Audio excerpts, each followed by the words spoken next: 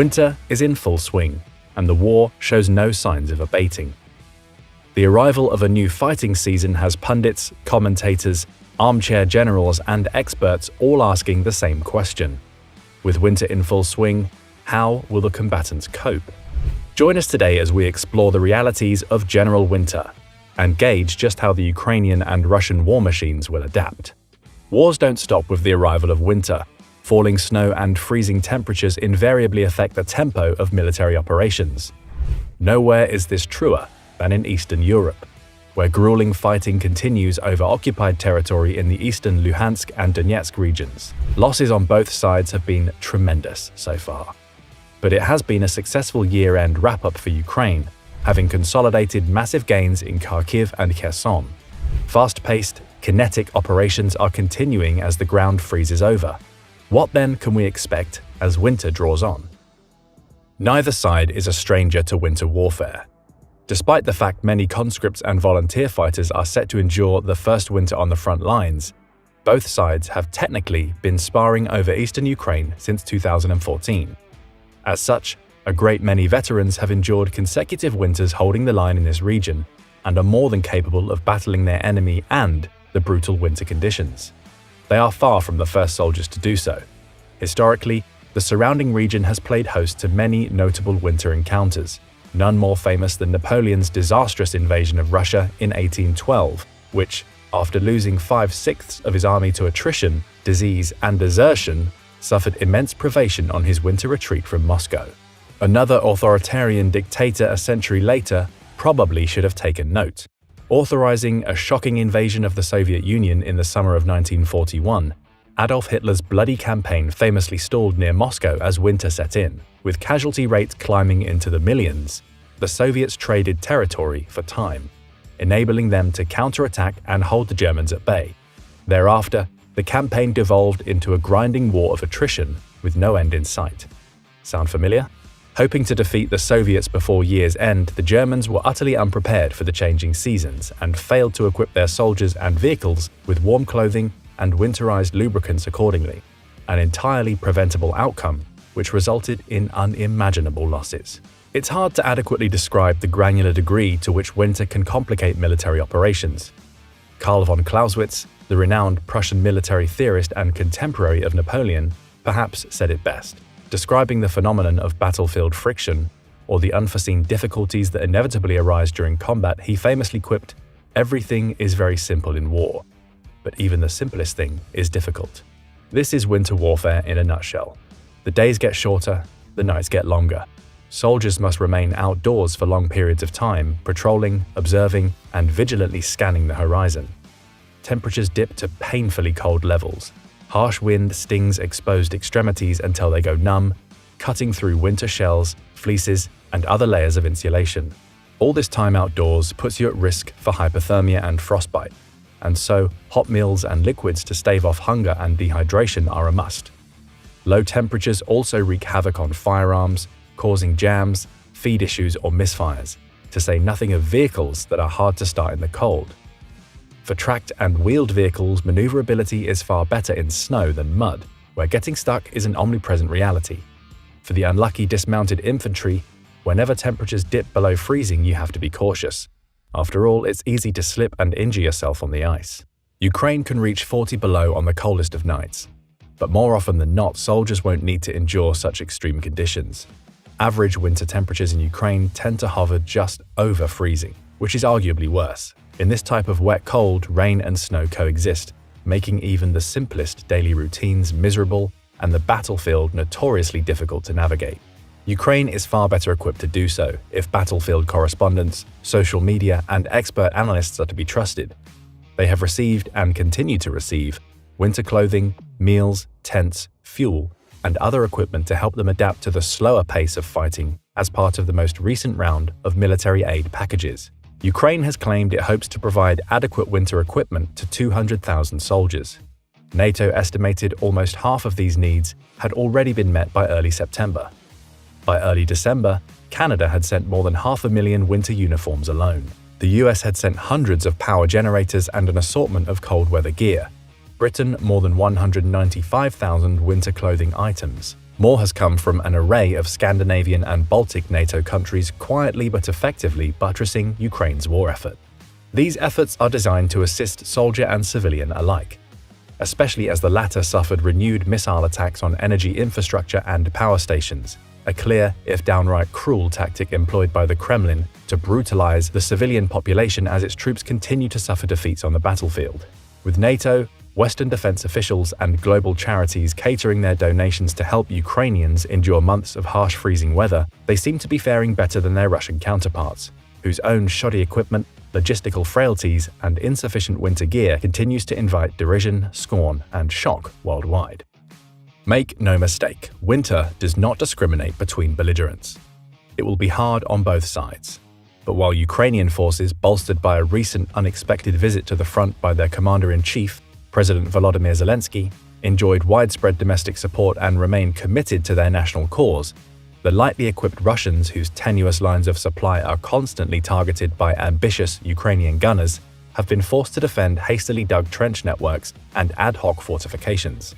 According to Catherine Stepanenko, a Russian analyst at the Institute for the Study of War, intercepted calls and radio transmissions indicate a general lack of thermal underwear and other winter necessities, wet, cold troops, and low morale. There is a general lack of body armor, knee pads, and quality helmets. Certain reports claim the situation is so dire, Russia has been forced to violate UN sanctions by furnishing certain troops with winter uniforms and underwear produced in North Korean garment factories.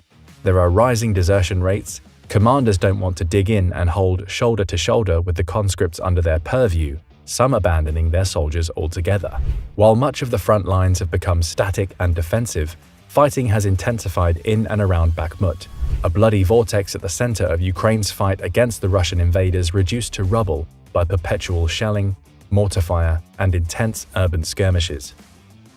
Russia is firing an estimated 20,000 artillery rounds per day in a desperate bid to cling to territory occupied months ago, 3 to 5 times as many rounds expended by Ukraine.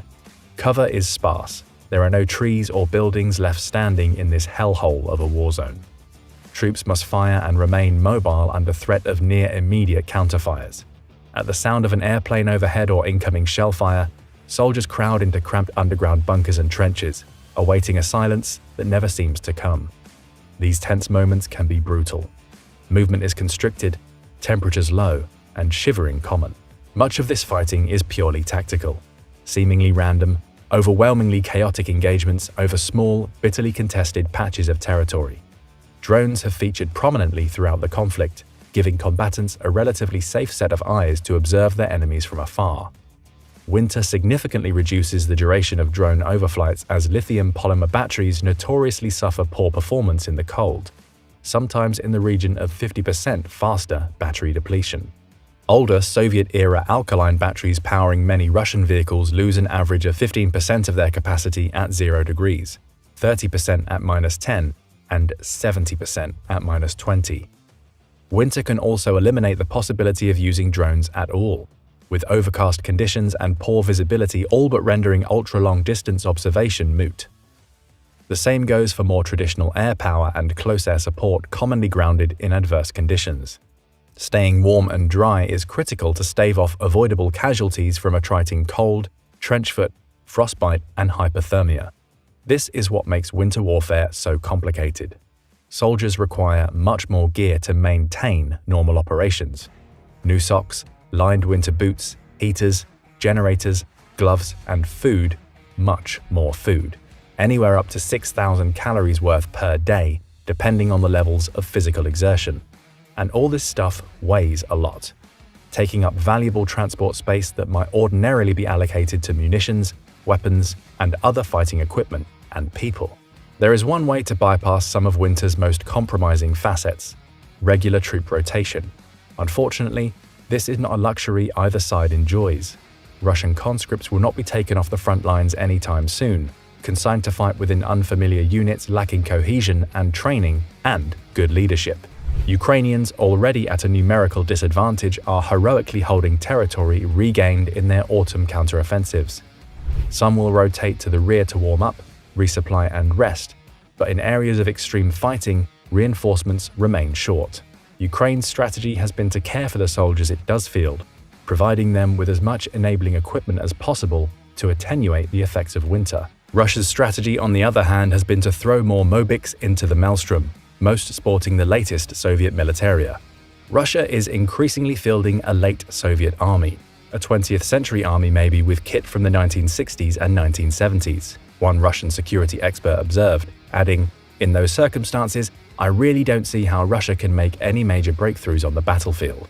What then can both sides hope to accomplish this winter?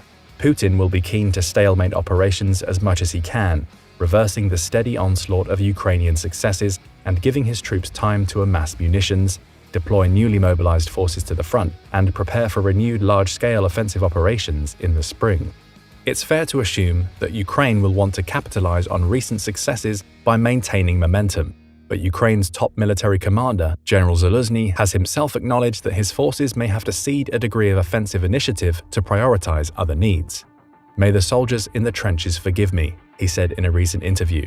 "It's more important to focus on the accumulation of resources right now for the more protracted and heavier battles that may begin next year." Zaluzhny foresees these battles taking place in February and March, even late January, potentially far from the current lines in the east if Russia somehow manages to rekindle its offensive aims on Kyiv.